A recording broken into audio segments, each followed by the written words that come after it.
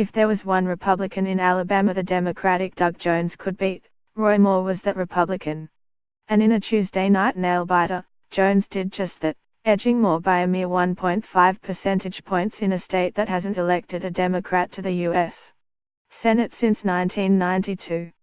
So while the Democrats are celebrating a victory in the special election, perhaps it makes sense to ask, how did Republicans manage to lose this seat? How we got here. Let's take a moment simply to marvel at the bizarre and cumulatively improbable series of events that ever led us to a Senator Jones. You could say it began in 2014. That's when Diane Bentley, wife of 50 years to Alabama Governor Robert Bentley, a 71-year-old Baptist deacon, began to suspect her husband was having an affair with a member of his staff decades his junior. Diane planted a recording device in the governor's office and captured some intimate phone dialogue. The governor attempted to use state resources to cover up his affair. Diane leaked her tape to the press and the controversy exploded.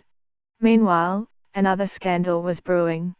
Alabama Chief Justice and conservative firebrand, Roy Moore, was suspended from active service as a result of an ethics investigation stemming from orders he gave to the state's 67 probate judges to disregard the U.S. Supreme Court's decision legalizing same-sex marriage. This was, incredibly, the second time in his career that he had been removed from the bench for defying a federal court order. Back in gubernatorial purgatory, pressure had mounted upon Alabama Attorney General Luther Strange to investigate Bentley. Strange, though, was in no hurry to do this. You see, while the Bentley scandal was unfolding, Donald Trump was elected President of the United States. Trump selected Alabama's junior U.S. Senator, Jeff Sessions, to become his Attorney General, thereby creating a vacancy in the Senate. In this vacancy, Governor Bentley reportedly saw an opportunity to avoid prosecution.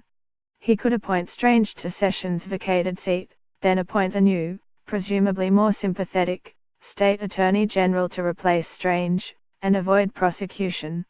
Allegedly to facilitate this scheme, Strange sent a letter to the Alabama House of Representatives urging them to slow down on articles of impeachment.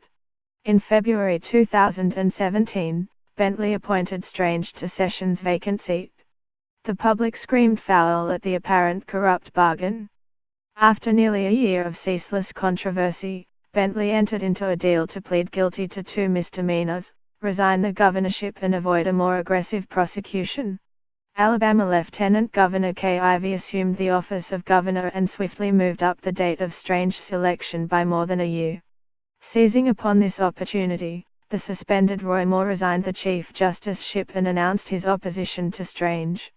The race pitted President Trump and Senate Majority Leader Mitch McConnell on the side of Strange, with Trump's former campaign director Steve Bannon supporting Moore. Roy Moore trounced Strange by nearly 10 percentage points on his way to the general election. But at least one more shoe needed to drop.